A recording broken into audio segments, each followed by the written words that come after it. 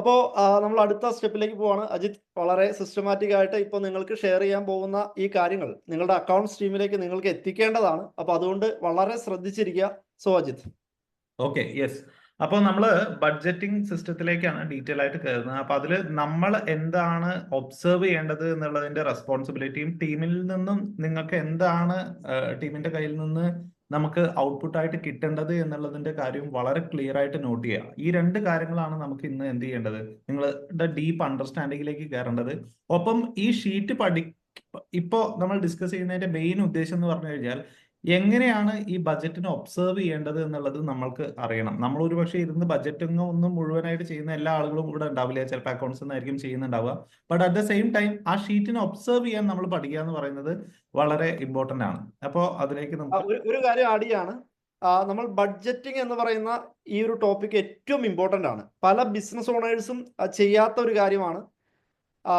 നമുക്ക് അറ്റ്ലീസ്റ്റ് അടുത്ത 3 മാസത്തിന്റെ കൃത്യമായിട്ടുള്ള ക്ലാരിറ്റി ബഡ്ജറ്റിംഗിൽ ഇല്ലാതെയാണ് ബിസിനസ് ഇതുവരെ റൺ ചെയ്തിരുന്നതെങ്കിൽ ഇനി അങ്ങനെ പാടില്ല. ഇതിൽ ഏറ്റവും കൂടുതൽ റെസ്പോൺസിബിലിറ്റി എടുക്കേണ്ടത് നിങ്ങളുടെ അക്കൗണ്ട്സ് ഫൈനാൻസ് ടീമാണ്.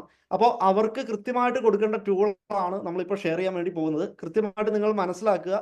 നിങ്ങളെ സപ്പോർട്ട് ചെയ്യാനായിട്ടുള്ള കാര്യങ്ങളും ലെമണെക്സ് കമ്പനിയുടെ ഭാഗത്തുനിന്ന് തീർച്ചയായിട്ടും ഉണ്ടാവും. അപ്പോൾ വ്യക്തമായിട്ട് ഈ സ്റ്റെപ്സിനെ മനസ്സിലാക്കി വയ്ക്കുക. ഡൗട്ട്സുകൾ ഉണ്ടെങ്കിൽ നിങ്ങൾ എന്ത് ചെയ്യുക, നിങ്ങൾ നോട്ട് ചെയ്ത് വെക്കുക. നമുക്കത് പിന്നീട് ഡീറ്റെയിൽ ആയിട്ട് ഡിസ്കസ് ചെയ്യപ്പെടാം. Okay, yes Ajith.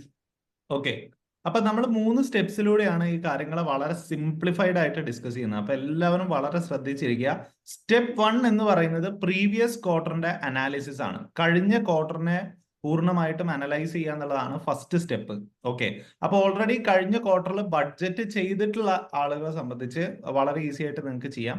അവർ ആദ്യം ചെയ്യേണ്ടത് എന്താണെന്ന് വെച്ച് കഴിഞ്ഞാൽ കഴിഞ്ഞ ക്വാർട്ടറിലെ നമ്മളുടെ ബഡ്ജറ്റ് എന്തായിരുന്നു, ഇങ്ങനെ ഒരു ഷീറ്റ് നമ്മൾ 11x ബഡ്ജറ്റ് അനലൈസർ എന്ന് പറയുന്ന ഒരു ഷീറ്റ് കഴിഞ്ഞ പ്രാവശ്യം ഇൻട്രൊഡ്യൂസ് ചെയ്തിട്ടുണ്ടായിരുന്നു.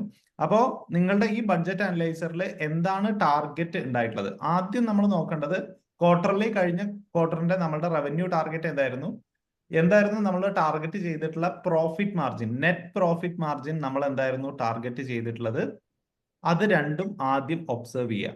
എന്താണ് നമ്മളുടെ ടാർഗറ്റ് ഉണ്ടായിരുന്നത്. അതിനുശേഷം കഴിഞ്ഞ ക്വാർട്ടറിൽ യഥാർത്ഥത്തിൽ നമ്മൾ എന്താണ് അച്ചീവ് ചെയ്തിട്ടുള്ളത്, അതാണ് ഇവിടെ ഈ ഗ്രീൻ കളർ ബോക്സിൽ നിങ്ങൾ കാണുന്നുണ്ടാവും. ഗ്രീൻ കളർ ബോക്സിൽ നിങ്ങൾക്ക് കാണാം, യെസ്, ഗ്രീൻ കളർ ബോക്സിൽ നിങ്ങൾക്ക് കാണാം ഇവിടെ എത്രയാണ് നമ്മളുടെ ടാർഗറ്റ് അച്ചീവ് ചെയ്തിട്ടുള്ളത് എന്നുള്ളത്. ഓക്കെ, ടാർഗറ്റ് എത്രയാണ് അച്ചീവ് ചെയ്തിട്ടുള്ളത്. ഇപ്പൊ ഇവിടെ 1 കോടി രൂപയായിരുന്നു ടാർഗറ്റ് ചെയ്തിട്ടുണ്ടായിരുന്നത്, 80 ലക്ഷമാണ് അച്ചീവ് ചെയ്തിട്ടുള്ളത്. 20 ലാക്സ് ആയിരുന്നു നമ്മളുടെ നെറ്റ് പ്രോഫിറ്റ് ടാർഗറ്റ് ഉണ്ടായിരുന്നത്, 16.85 ലാക്സ് ആണ് അച്ചീവ് ചെയ്തിട്ടുള്ളത്. അതായത് നെറ്റ് പ്രോഫിറ്റ് മാർജിൻ നമ്മളുടെ 20% ആയിരുന്നു നമ്മളെ പ്ലാനിൽ, പക്ഷെ 21% അച്ചീവ് ചെയ്തിട്ടുള്ള എമൗണ്ട് 20 ലാക്സിൽ 16.85 ലാക്സ് ആണ് അച്ചീവ് ചെയ്തിട്ടുള്ളത്. അതായത് 80 ലക്ഷത്തിന്റെ 21% നെറ്റ് പ്രോഫിറ്റ് ആണ് 16,85,000 എന്ന് പറയുന്നത്. ഓക്കെ, അപ്പോൾ 20% പ്ലാൻ ചെയ്തിട്ട് 21 കിട്ടി എന്ന് പറഞ്ഞു കഴിഞ്ഞാൽ ഈ എമൗണ്ട് കൂടുതൽ കിട്ടി എന്നുള്ളതല്ല. അത് ക്ലിയർ ആണല്ലോ അല്ലേ? 1 crores നമുക്ക് 1 കോടി ടാർഗറ്റ് ഉണ്ടായിരുന്നു റവന്യൂ, 80 lakhs ഹിറ്റ് ചെയ്തു. അതിന്റെ 21% നമുക്ക് കിട്ടി. യെസ്.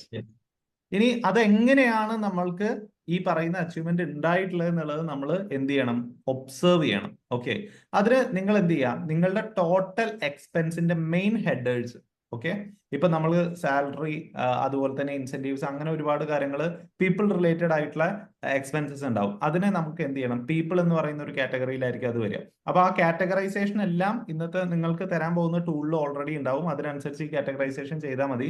ഇൻ കേസ് കഴിഞ്ഞ ക്വാർട്ടറിൽ ഈ ബഡ്ജറ്റിംഗ് സെഗ്മെന്റിൽ ആദ്യമായിട്ട് ഇരിക്കുന്ന ആളുകളെ സംബന്ധിച്ച് ഇതെല്ലാം ഓൾറെഡി നമ്മുടെ ടൂളിലുണ്ട്. അപ്പൊ അതിനനുസരിച്ച് നിങ്ങൾ മെയിൻറ്റെയിൻ ചെയ്യേണ്ട ആവശ്യമുള്ളൂ. അപ്പോൾ കഴിഞ്ഞ ക്വാർട്ടറിൽ പീപ്പിൾ റിലേറ്റഡ് ആയിട്ടുള്ള എക്സ്പെൻസ് എത്രയാണ് നമ്മൾ ബഡ്ജറ്റ് ഉണ്ടായിരുന്നത്, അതിൽ എത്രയാണ് ആക്ച്വൽ സ്പെൻഡ് ആയത്. ഇവിടെ 10 ലക്ഷം രൂപ ബഡ്ജറ്റ് ഇട്ടു, പക്ഷെ 22 ലക്ഷം രൂപ അവിടെ ചെലവ് വന്നിട്ടുണ്ട്. അതായത് 12 ലക്ഷം രൂപ ഓവർ എക്സ്പെൻഡിച്ചർ വന്നിട്ടുണ്ട്. പക്ഷെ ഡയറക്റ്റ് എക്സ്പെൻസിൽ നമ്മൾ 35 ലക്ഷം രൂപ പ്ലാൻ ചെയ്തെടുത്ത് 28 ലക്ഷം രൂപയെ സ്പെൻഡ് ആയിട്ടുള്ളൂ. മാർക്കറ്റിംഗ് ആൻഡ് അഡ്വർടൈസിംഗിൽ ഇത്ര രൂപ ഇട്ടു, ഇത്ര രൂപ. അങ്ങനെ ഓരോ എക്സ്പെൻസിന്റെ മെയിൻ എക്സ്പെൻസിന്റെ ഓരോ കാറ്റഗറീസിലും എത്രയായിരുന്നു നമ്മൾ ബഡ്ജറ്റ് ഇട്ടിരുന്നത്, എത്രയാണ് അവിടെ ആക്ച്വൽ വന്നിട്ടുള്ളത് എന്നുള്ളത് നമ്മൾ എന്ത് ചെയ്യുക, ഒബ്സർവ് ചെയ്യുക. അതിന്റെ ഡിഫറൻസ് ഏതിലാണ് കൂടുതൽ സ്പെൻഡ് ആയിട്ടുള്ളത്, എവിടെയാണ് കുറവ് സ്പെൻഡ് ആയിട്ടുള്ളത് എന്നുള്ളതും നിങ്ങൾ ഒബ്സർവ് ചെയ്യാം. ഇനി ഇതുവരെ ബഡ്ജറ്റ് ചെയ്യാത്ത ആളുകൾ ആരെങ്കിലും ഉണ്ടെന്നുണ്ടെങ്കിൽ അവർ വളരെ സിമ്പിൾ ആയിട്ട് ഒന്നും ചെയ്യേണ്ട ആവശ്യമില്ല. നിങ്ങൾ ഇതേപോലെ ഒരു കാറ്റഗറൈസേഷൻ ചെയ്യുക. നിങ്ങളുടെ മുഴുവൻ എക്സ്പെൻഡിച്ചേഴ്സ് എടുത്തിട്ട് അക്കൗണ്ട്സിൽ പറയുക, അതിനെ ഇതേപോലെ കാറ്റഗറൈസ് ചെയ്യാൻ പറയാം. അതിൽ എന്താണ് കഴിഞ്ഞ ക്വാർട്ടറിൽ സ്പെൻഡ് ആയിട്ടുള്ളത് എന്നുള്ളതിന്റെ റിപ്പോർട്ട് തരാൻ പറയാം. അത്രമാത്രം നിങ്ങൾ ചെയ്യാം. ഓക്കെ, ബഡ്ജറ്റ് ചെയ്ത ആളുകൾ എന്ത് ചെയ്യുക, ആ ബഡ്ജറ്റും അതിന്റെ ആക്ച്വലും ചെക്ക് ചെയ്യണം. ഇനി ഇതേവരെ ബഡ്ജറ്റ് ചെയ്യാത്ത ആളുകളാണ് നിങ്ങൾ ഇന്ന് മുതലാണ് ബഡ്ജറ്റിംഗിലേക്ക് കയറുന്നതെന്നുണ്ടെങ്കിൽ നിങ്ങൾ കഴിഞ്ഞ ക്വാർട്ടറിന്റെ എക്സ്പെൻസിനെ കറക്റ്റ് ആയിട്ട് ഒബ്സർവ് ചെയ്യുക എന്നുള്ളതാണ്. അവിടെ നിങ്ങൾക്ക് ടാർഗറ്റഡ് ബഡ്ജറ്റ് ഉണ്ടാവില്ല, ആക്ച്വൽ മാത്രമേ ഉണ്ടാവുള്ളൂ. ആക്ച്വൽ നിങ്ങൾ ഒബ്സർവ് ചെയ്യുക. ഈ സ്റ്റെപ്പ് ക്ലിയർ ആണോ? ഇത്ര മാത്രമേ ഉള്ളൂ നമ്മുടെ സ്റ്റെപ്പ് 1 നമ്മൾ ഒബ്സർവ് ചെയ്യാൻ. റവന്യൂ ടാർഗറ്റ് എന്താണ്, നെറ്റ് പ്രോഫിറ്റ് ടാർഗറ്റ് എന്താണ്, അതിൽ എന്ത് അച്ചീവ് ചെയ്തു, ആ അച്ചീവ്മെന്റിലേക്ക് ഓരോ കാറ്റഗറിയിലും നമ്മളുടെ കഴിഞ്ഞ ക്വാർട്ടറിന്റെ ബഡ്ജറ്റ് പ്ലാൻ എന്തായിരുന്നു, അതിൽ എന്താണ് ആക്ച്വൽ വന്നിട്ടുള്ളത്, എവിടെയാണ് നമ്മൾക്ക് ഓവർ സ്പെൻഡ് ആയത്, എവിടെയാണ് നമുക്ക് കുറവ് സ്പെൻഡ് ആയത്, ഇത് നമ്മൾ ഫസ്റ്റ് ലെവലിൽ ഒബ്സർവ് ചെയ്യാം. ഓക്കെ, ബഡ്ജറ്റിംഗ് ചെയ്യാത്ത ആളുകളുടെ ശ്രദ്ധയ്ക്ക് നിങ്ങൾ എന്താണോ കഴിഞ്ഞ ക്വാർട്ടറിൽ എങ്ങനെയാണോ സ്പെൻഡ് ചെയ്തിട്ടുള്ളത് അതിന്റെ പെർസെൻറ്റേജ് പ്രോപ്പറായിട്ട് എടുക്കുക എന്നുള്ളതാണ്. അപ്പോൾ ഡേറ്റ പോലും കീപ്പ് ചെയ്യാത്ത ആളുകൾ അറ്റ്ലീസ്റ്റ് ഡേറ്റ നിങ്ങൾ ഇങ്ങനെ എഴുതി സ്റ്റാർട്ട് ചെയ്യുക. കാരണം എല്ലാത്തിനും ഒരു തുടക്കമുണ്ട്, അതൊരു ഫസ്റ്റ് സ്റ്റെപ്പായിട്ട് മാറട്ടെ. ഏറ്റവും ബെസ്റ്റായിട്ട് ബഡ്ജറ്റിംഗ് ചെയ്തു പോകുന്നു എന്ന് വിശ്വസിക്കുന്ന ആളുകൾ നിങ്ങൾ ഡീറ്റെയിൽഡ് ആയിട്ട് അതിനെ റിവ്യൂ ചെയ്യുക ഈ പറയുന്ന സ്റ്റെപ്സിലൂടെ. യെസ്. ഇനി രണ്ടാമത്തെ സ്റ്റെപ്പ് അടുത്ത ക്വാർട്ടറിന്റെ പ്ലാനിങ് ആണ്. നെക്സ്റ്റ് ക്വാർട്ടർ പ്ലാൻ ആണ് നമ്മളുടെ സെക്കൻഡ് സ്റ്റെപ്പ്. ഇവിടെ മുതലാണ് നമ്മുടെ ബഡ്ജറ്റിന്റെ പ്ലാനിങ് നമ്മൾ ചെയ്യുന്നത്. അപ്പോ ഇവിടെ നമ്മൾക്ക് എന്ത് വേണം, ഫസ്റ്റ് നമ്മളുടെ ഈ ക്വാർട്ടറിന്റെ റവന്യൂ എന്താണെന്നുള്ളത് ഈ ഷീറ്റിലേക്ക് നിങ്ങൾ അപ്ഡേറ്റ് ചെയ്യാം. ഈ ക്വാർട്ടറിന്റെ റവന്യൂ ടാർഗറ്റ് എന്താണ് നമ്മൾ പ്ലാൻ ചെയ്യുന്നത്, അത് നിങ്ങൾ ആദ്യം തന്നെ അപ്ഡേറ്റ് ചെയ്യാം. 3 മാസത്തിൽ എന്ത് ഉണ്ടാക്കുന്നു, അതിനനുസരിച്ചിട്ട് എത്ര ടാർഗറ്റഡ് NP നിങ്ങളുടെ എത്രയാണ്, നെറ്റ് പ്രോഫിറ്റ് നിങ്ങൾക്ക് എത്ര രൂപയാണ് വേണ്ടത്, അതിന്റെ NP മാർജിൻ പെർസെൻറ്റേജ് നിങ്ങൾ ഇവിടെ അപ്ഡേറ്റ് ചെയ്ത് കൊടുക്കുക. ഇവിടെ ഒന്നും നിങ്ങൾ ചെയ്യേണ്ട. ഈ പറയുന്ന NP മാർജിൻ പെർസെൻറ്റേജ് എന്ന് പറയുന്ന കോളത്തില് ഇപ്പൊ നിങ്ങൾക്ക് 30 ലക്ഷം രൂപയാണ് വേണ്ടതെന്നുണ്ടെങ്കിൽ 1.5 കോടിയുടെ 20% 30 ലക്ഷം. അപ്പൊ ആ നെറ്റ് പ്രോഫിറ്റ് മാർജിന്റെ പെർസെൻറ്റേജ് നിങ്ങൾ അപ്ഡേറ്റ് ചെയ്യാം. ഓക്കെ, ഇനി ഇതുവരെ ഇതിനെപ്പറ്റി ക്ലാരിറ്റി ഒന്നും ഇല്ലാത്ത ആളുകളാണ് എന്ന് വിചാരിക്കുക. അങ്ങനെയാണെന്നുണ്ടെങ്കിൽ നിങ്ങളുടെ ആവറേജ് നെറ്റ് പ്രോഫിറ്റ് മാർജിൻ എത്രയാണോ ആ നെറ്റ് പ്രോഫിറ്റ് മാർജിൻ ഇവിടെ ഇടുക. ക്ലിയർ ആണോ? ഇതേവരെ ബഡ്ജറ്റിംഗ് ഒന്നും ചെയ്യാത്ത, ഇന്ന് മുതൽ തുടങ്ങുന്നു എന്ന് പറയുന്ന രീതിയിലുള്ള ആളുകളാണെന്നുണ്ടെങ്കിൽ കഴിഞ്ഞ ക്വാർട്ടറിന്റെ നിങ്ങളുടെ അച്ചീവ്മെന്റ് എന്താണോ നോക്കിയിട്ട് നിങ്ങളുടെ ആവറേജ് നെറ്റ് പ്രോഫിറ്റ് മാർജിൻ എന്താണോ ആ നെറ്റ് പ്രോഫിറ്റ് മാർജിൻ പെർസെൻറ്റേജ് ഇവിടെ ഇട്ടാൽ മതി. ഓക്കെ, അല്ലാത്ത ആളുകളെ സംബന്ധിച്ച് നിങ്ങളുടെ എക്സാക്ട് നെറ്റ് പ്രോഫിറ്റ് മാർജിൻ നിങ്ങൾ എന്താണോ എക്സ്പെക്ട് ചെയ്യുന്നത്, നിങ്ങൾ ആഗ്രഹിക്കുന്നത് ഈ ക്വാർട്ടറിൽ കൊണ്ടുവരാൻ, നിങ്ങൾക്ക് പ്രാക്ടിക്കലി പോസിബിൾ ആയിട്ടുള്ള എത്തിക്കാൻ സാധിക്കുന്ന ടാർഗറ്റഡ് നെറ്റ് പ്രോഫിറ്റ് മാർജിൻ എന്താണെന്ന് വെച്ച് കഴിഞ്ഞാൽ അത് ഇവിടെ അപ്ഡേറ്റ് ചെയ്യാം. ഈ എമൗണ്ടിനനുസരിച്ച് നിങ്ങൾ അപ്ഡേറ്റ് ചെയ്ത് കഴിഞ്ഞാൽ ഈ പറയുന്ന ഷീറ്റിൽ നിങ്ങൾക്ക് എന്ത് ചെയ്യാൻ പറ്റും, ഇവിടെയും ഓട്ടോമാറ്റിക്കലി അത് അപ്ഡേറ്റഡ് ആവും. ഇവിടെ ഈ 20% എന്ന് പറയുന്നതും ഓട്ടോമാറ്റിക്കലി അപ്ഡേറ്റഡ് ആവും. ഇവിടെ നിങ്ങളുടെ 1.5 കോടിക്ക് അനുസരിച്ചിട്ടുള്ള നെറ്റ് പ്രോഫിറ്റ് മാർജിൻ വരും. നമ്മളൊരു റിവേഴ്സ് എഞ്ചിനീയറിംഗ് പ്രോസസ്സാണ് ചെയ്യുന്നത്. ആദ്യം ഇത്രയും കാര്യങ്ങൾ ചെയ്യാം. ഞാൻ ഈ ആദ്യത്തെ 2 സ്റ്റെപ്പാണ് പറഞ്ഞിട്ടുള്ളത്. എന്താണ് റവന്യൂ ടാർഗറ്റ്, പ്രോഫിറ്റ് ടാർഗറ്റ് എന്നുള്ളത് നമ്മൾ സെറ്റ് ചെയ്യുക, അതിനനുസരിച്ചുള്ള നെറ്റ് പ്രോഫിറ്റ് മാർജിൻ ഇവിടെ അപ്ഡേറ്റ് ചെയ്യുക. ഇത്രയും കാര്യങ്ങൾ, ഈ 2 കാര്യങ്ങൾ ആദ്യം ചെയ്യാം. അത്രേ ഉള്ളൂ. നമ്മൾ ആദ്യം പ്രോഫിറ്റ് മാർജിൻ എത്രയാണെന്നുള്ളത് ഫിക്സ് ചെയ്ത് അത് എടുക്കാനായിട്ടുള്ള ഗെയിം സെറ്റ് ചെയ്തിട്ട് ബാക്കിയുള്ള കാര്യങ്ങൾ പിന്നീട് നമുക്ക് എത്ര വേണം എന്നുള്ളത് പ്ലാനിങ്ങിലേക്ക് നമ്മൾ വരികയാണ്. അതല്ലാതെ മാർജിൻ ഇല്ലാത്ത ബിസിനസ് ഞാൻ ചെയ്യില്ല എന്നുള്ള ഡിസിഷനാണ് ഇന്ന് ഇവിടെ എടുക്കുന്നത് കേട്ടോ. പ്രോഫിറ്റ് മാർജിൻ നമ്മൾ ഫിക്സ് ചെയ്യുന്നു, ആ എമൗണ്ട് എത്രയാണെന്ന് അറിയുന്നു, അത് എടുക്കാനായിട്ടുള്ള ഗെയിം നമ്മൾ സെറ്റ് ചെയ്യാണ്. ഏറ്റവും ഇമ്പോർട്ടൻ്റ് ആണ്. അജിത്ത്. യെസ്. അപ്പോ ഇനി നേരത്തെ ഓൾറെഡി ഫ്രാൻസിസ് സാറ് ചോദിച്ച പോലെ നമ്മളുടെ അടുത്ത് അപ്ഡേഷൻ ചെയ്യേണ്ട അടുത്തൊരു സെറ്റപ്പ് എന്ന് പറയുന്നത് നമ്മുടെ കോസ്റ്റ് ഓഫ് ഗുഡ്സ് സോൾഡ് ആണ്. കാരണം ഇതിന് ശേഷം ഏറ്റവും കൂടുതൽ ഒരു പക്ഷേ നമ്മുടെ സ്പെൻഡിങ് നടക്കുന്നത് ഡയറക്റ്റ് എക്സ്പെൻസസിലായിരിക്കാം. ഓക്കെ, നമ്മളുടെ ഏറ്റവും കൂടുതൽ സ്പെൻഡിങ് പോകുന്നത് ഡയറക്റ്റ് എക്സ്പെൻസസിലായിരിക്കും. അപ്പോൾ നിങ്ങളുടെ ആവറേജ് ഡയറക്റ്റ് എക്സ്പെൻസിന്റെ പെർസെൻറ്റേജ് എത്രയാണ് എന്നുള്ളത് നിങ്ങൾ അറിഞ്ഞിരിക്കണം. ഓക്കെ, അതായത് ഇവിടെ 1,50,00,000 രൂപയാണ് റവന്യൂ ടാർഗറ്റ്. നമുക്ക് 20%, അതായത് 30 ലക്ഷം രൂപ വേണം. 20%.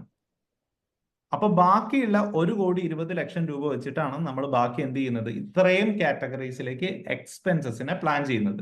ക്ലിയർ ആണോ? ആ അണ്ടർസ്റ്റാൻഡിങ് വെക്കുക. അതിനുശേഷം നമ്മൾ വെക്കുന്നത് ഡയറക്റ്റ് എക്സ്പെൻസ് എത്ര ശതമാനമാണ് നമ്മളുടെ ബിസിനസ്സിൽ പോകുന്നത്, അതായത് നമ്മളുടെ പർച്ചേസ് കാര്യങ്ങൾ ഇതിനെല്ലാം ബേസ് ചെയ്തുകൊണ്ട് എത്ര ശതമാനം നമ്മൾ കണക്കാക്കേണ്ടി വരും.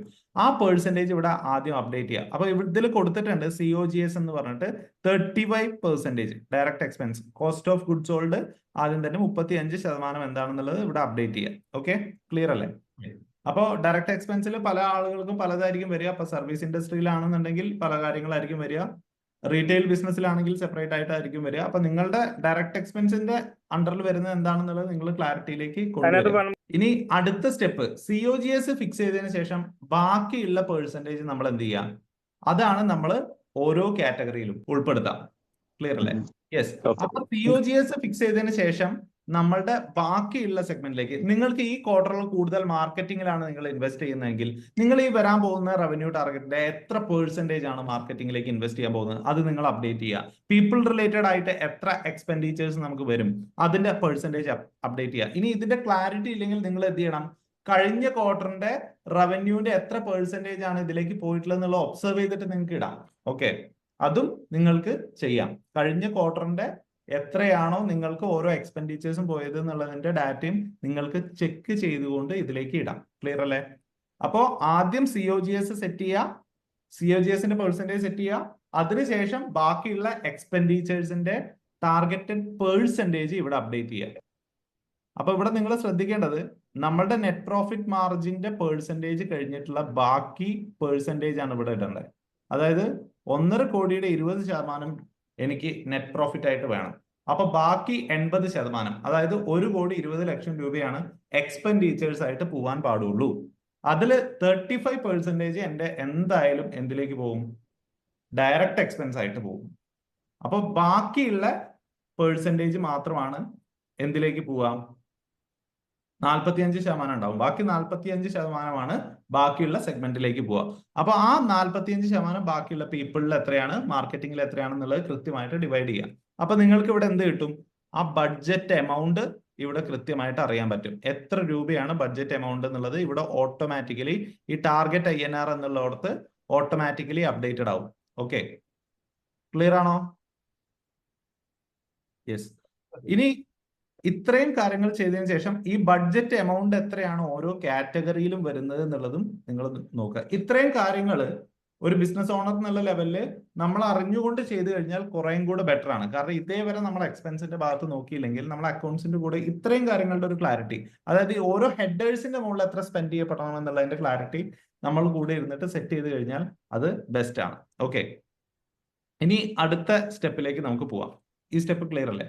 ഇതില് ഡീറ്റെയിൽ ക്ലാരിറ്റിയിലേക്ക് നമ്മൾ പോകുന്നത് അടുത്ത സ്റ്റെപ്പിലാണ്. ഇതിന്റെ ഇപ്പൊ നിങ്ങൾ കാണുന്ന ഈ ഒരു ഷീറ്റിൽ ഇങ്ങനെ ഒരു ടൂൾ നിങ്ങൾക്ക് കാണാം. ഇത് ഡീറ്റെയിൽ ബഡ്ജറ്റ് ഷീറ്റ് ആണ്. ഈ കാണുന്നതാണ് ഡീറ്റെയിൽ ബഡ്ജറ്റ് ഷീറ്റ് എന്ന് പറയുന്നത്. അപ്പൊ എന്താണെന്നുള്ളതിന്റെ ഒരു ക്ലാരിറ്റി ഒന്ന് ഷെയർ ചെയ്യാം. ഇപ്പൊ നേരത്തെ പറഞ്ഞു, ഫ്രാൻസ് സാർ ചോദിച്ച പോലെ COGSൽ എന്തൊക്കെയാണ് വരിക എന്ന് ചോദിച്ചു. അപ്പൊ നമ്മളുടെ ഡയറക്റ്റ് എക്സ്പെൻസിൽ പെടുന്ന കാര്യങ്ങൾ, ഇപ്പൊ ഇതൊരു ഒരു പ്രൊഡക്ഷൻ കമ്പനി, മാനുഫാക്ചറിങ് കമ്പനിയാണ്. അപ്പൊ production cost, ware housing, shipping, freight, product cost, material cost, ഇത്രയും കാര്യങ്ങൾ ഡയറക്റ്റ് എക്സ്പെൻസ് ആയിട്ട് വരുന്നുണ്ട്. അപ്പോ നമ്മൾ നേരത്തെ കഴിഞ്ഞ സ്റ്റെപ്പിൽ ചെയ്തിട്ടുള്ള ഒരു കാര്യം ഉണ്ടായിരുന്നു. ഈ COGSന്റെ 35%, 52,50,000 രൂപയാണ് എനിക്ക് ടോട്ടൽ ഡയറക്റ്റ് എക്സ്പെൻസ് ആയിട്ട് എനിക്ക് പ്ലാൻ ചെയ്യാൻ പറ്റുക. അത് നമ്മളുടെ അക്കൗണ്ട്സ് ടീമിലേക്ക് നമ്മൾ അക്കൗണ്ട്സ് ടീമിന്റെ സപ്പോർട്ട് എടുത്തുകൊണ്ട് എത്രയാണ് പ്രൊഡക്ഷൻ കോസ്റ്റിലേക്ക് നമ്മൾ മാറ്റി വെക്കേണ്ടത്, ഈ 52,50,000 എത്ര രൂപയാണ് പ്രൊഡക്ഷൻ കോസ്റ്റിലേക്ക് പോകാൻ ബഡ്ജറ്റ് ആക്കിയിട്ട് വെക്കേണ്ടി വരിക, എത്രയാണ് വെയർ ഹൗസിംഗിലേക്ക് വെക്കേണ്ടി വരിക, എത്രയാണ് ഷിപ്പിംഗിലേക്ക് പോകേണ്ടി വരിക, എത്രയാണ് ഫ്രൈറ്റ് ആയിട്ട് പോകേണ്ടി വരിക, എത്രയാണ് പ്രൊഡക്റ്റ് കോസ്റ്റ് ആയിട്ട് നമ്മൾ പർച്ചേസ് കോസ്റ്റ് ആയിട്ട് എത്രയാണ് പോവുക, എത്രയാണ് മെറ്റീരിയൽ കോസ്റ്റിന്റെ കാര്യങ്ങളായിട്ട് നമുക്ക് പോവാം എന്നുള്ളതിന്റെ എക്സാമ്പിൾസ് ആദ്യം കൊണ്ടുവരിക. നിങ്ങൾ ഈ പറയുന്ന കാറ്റഗറീസ് ഡീറ്റെയിൽ ആയിട്ട് നോക്കണ്ട, നിങ്ങളുടെ ഇൻഡസ്ട്രിയിൽ അത് ഡിഫറെന്റ് ആയിരിക്കും. അപ്പൊ ആ ഡിഫറൻസിനനുസരിച്ചിട്ട് നിങ്ങൾ അപ്ഡേറ്റ് ചെയ്യുക എന്നുള്ളതാണ്. ഇനി അതുപോലെ തന്നെ ബാക്കിയുള്ള എക്സ്പെൻസസ് ആണ്. ഇപ്പൊ ഇവിടെ ബഡ്ജറ്റ് എമൗണ്ട് മാത്രമേ ഇടണ്ടുള്ളൂ. ഈ 52,50,000 അല്ലെങ്കിൽ നിങ്ങൾ അവിടെ കൊടുത്തിട്ടുള്ള, ഇതിനു മുമ്പ് കാണിച്ച ഈ ഷീറ്റിൽ കൊടുത്തിട്ടുള്ള ഈ പെർസെന്റേജിനനുസരിച്ചിട്ട് ഇവിടെ ഒരു ടാർഗറ്റഡ് ബഡ്ജറ്റ് എമൗണ്ട് വന്നിട്ടുണ്ടാവും. ആ ബഡ്ജറ്റിനെ ആണ് സ്പ്ലിറ്റ് ചെയ്തിട്ട് ഓരോ കാറ്റഗറിയിലേക്കും, ഓരോ സബ് കാറ്റഗറിയിലേക്കും, അല്ലെങ്കിൽ ഓരോ പർട്ടിക്കുലർ എക്സ്പെൻഡിച്ചറിലേക്കും നമ്മൾ ബഡ്ജറ്റ് ആയിട്ട് വെക്കുന്നത്. ഇത്രയും കാര്യങ്ങൾ ക്ലിയർ ആണോ? അതിൽ COGS, ഇനി ജസ്റ്റ് ഒരു ക്ലാരിറ്റിക്ക് വേണ്ടി ഞാൻ പറയാം, പീപ്പിൾ എന്ന് പറയുന്ന കാറ്റഗറിയിൽ വരാൻ സാധ്യതയുള്ള കാര്യങ്ങൾ പേറോൾ വരും, കോൺട്രാക്ടേഴ്സ് വരും, എംപ്ലോയി ബെനിഫിറ്റ്സ് വരും, പേറോൾ ടാക്സസ് വരും, വെർച്വൽ അസിസ്റ്റൻസ്, അങ്ങനെ എന്തെങ്കിലും റിലേറ്റഡ് ആയിട്ടുള്ള കാര്യങ്ങൾ നമ്മുടെ ടീം സപ്പോർട്ട് എന്നുള്ള രീതിയിലേക്ക് യൂസ് ചെയ്യുന്നുണ്ടെങ്കിൽ അതും നമുക്ക് വരും. ഓക്കെ, ഇനി മാർക്കറ്റിംഗ് ആൻഡ് അഡ്വർടൈസിംഗിൽ എന്തൊക്കെ വരും? റേഡിയോ അഡ്വർടൈസിങ്, മെറ്റ അഡ്വർടൈസിങ്, അങ്ങനെ മാർക്കറ്റിംഗ് റിലേറ്റഡ് ആയിട്ടുള്ള മുഴുവൻ മാർക്കറ്റിംഗ് ഏജൻസി ഫീ അടക്കമുള്ള എല്ലാ ചാലഞ്ചും എക്സ്പെൻസസും, ഇപ്പൊ വീഡിയോസ്, ഫോട്ടോ എടുക്കുന്നുണ്ട്, വീഡിയോ എടുക്കുന്നുണ്ട്, അതിന്റെ രീതിയിലേക്കുള്ള എഡിറ്റിംഗ് ചാർജസ് ഉണ്ട്, എല്ലാം മാർക്കറ്റിംഗ് എന്ന് പറയുന്ന എലമെന്റിൽ വരുന്ന മുഴുവൻ എക്സ്പെൻസും മാർക്കറ്റിംഗ് ആൻഡ് അഡ്വർടൈസിംഗിലേക്ക് ഇടുക. മെർച്ചന്റ് ഫീ എന്നുള്ള രീതിയിലേക്ക് നമ്മൾ എന്തെങ്കിലും തേർഡ് പാർട്ടി സോഴ്സ് എടുത്തിട്ട് പേയ്മെന്റ് കളക്ഷനോ കാര്യങ്ങളോ എന്തെങ്കിലും നമ്മൾ മെർച്ചന്റ് സപ്പോർട്ട്സ് എടുക്കുന്നുണ്ടെന്നുണ്ടെങ്കിൽ അതുമായി റിലേറ്റ് ചെയ്തിട്ടുള്ള എല്ലാ ചാർജസും, payment gateway charges, charge back, feedbacks, merchant fees, ഇതെല്ലാം മെർച്ചന്റ് ഫീ എന്ന് പറയുന്ന കാറ്റഗറിയിൽ വരും. ഇനി അഡ്മിനിസ്ട്രേറ്റീവ് എക്സ്പെൻസ് ആയിരിക്കും പൊതുവെ ഓർഗനൈസേഷൻ ഉണ്ടാവുക. Office supplies, insurance, permit, license, പിന്നെ ലൈസൻസ് എടുക്കുന്നതിന്റെ റിലേറ്റഡ് ആയിട്ടുള്ള കാര്യങ്ങൾ, ക്ലയൻസിന് കൊടുക്കുന്ന ഗിഫ്റ്റ്സ്, പിന്നെ എന്തെങ്കിലും സബ്സ്ക്രിപ്ഷൻസ്, നമ്മൾ മന്ത്ലി സബ്സ്ക്രിപ്ഷൻസ് എന്തെങ്കിലും ചെയ്യുന്നുണ്ടെങ്കിൽ അത്, ട്രെയിനിങ്സ്, നമ്മളെ ടീമിന് കൊടുക്കുന്ന ട്രെയിനിങ്സ്, നിങ്ങൾ എടുക്കുന്ന ട്രെയിനിങ്സ്, ഇതെല്ലാം അഡ്മിനിസ്ട്രേറ്റീവ് ആൻഡ് ജനറൽ എക്സ്പെൻഡിച്ചേഴ്സിലാണ് വരിക. ഓക്കെ, കോപ്പി റൈറ്റ്സ് എടുക്കുന്നുണ്ടെങ്കിൽ അത്, അങ്ങനെ എല്ലാ എക്സ്പെൻസസും അഡ്മിനിസ്ട്രേറ്റീവ് റിലേറ്റഡ് ആയിട്ടുള്ള കാര്യങ്ങൾ അവിടെ കൊടുക്കുക. ഫെസിലിറ്റീസ് എന്ന് പറഞ്ഞു കഴിഞ്ഞാൽ ഓർഗനൈസേഷനെ റൺ ചെയ്യുന്നതിന്റെ ഫെസിലിറ്റീസ്, റെന്റ്, മോർഗേജ്, നമ്മുടെ യൂട്ടിലിറ്റീസ് എല്ലാം ഈ ഒരു ഏരിയാസിലേക്ക് വരും. നമ്മൾ ഓഫീസിന്റെ റിപ്പയർ മെയിൻ്റനൻസ്, ഇപ്പോൾ ഷാനവാസ് സാറിനൊക്കെ ഓഫീസ് റിലേറ്റഡ് ആയിട്ട് കുറെ വർക്കുകൾ നടക്കുന്നുണ്ട് എന്നൊക്കെ ഉള്ള രീതിയിൽ നേരത്തെ പറഞ്ഞിട്ടുണ്ടായിരുന്നു. അപ്പൊ അങ്ങനെ എന്തെങ്കിലും നടക്കുന്നുണ്ടെങ്കിൽ അതെല്ലാം വലിയ ഫെസിലിറ്റീസിലാണ്.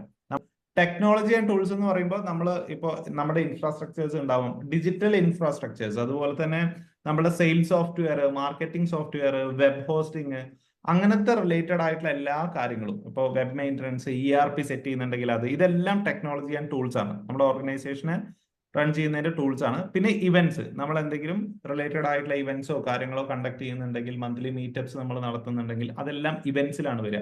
ഇവന്റ്സിന്റെ ചാർജസ് സെപ്പറേറ്റ്ലി ഇടാം. അങ്ങനെ നമ്മൾ ഇവിടെ നേരത്തെ കൊടുത്തിട്ടുള്ള ഓരോ കാറ്റഗറിന്റെയും സബ് കാറ്റഗറീസ് അല്ലെങ്കിൽ എക്സ്പെൻസസിന്റെ ആക്ടിവിറ്റീസ് ആണ് ഇവിടെ കൊടുക്കുന്നത്.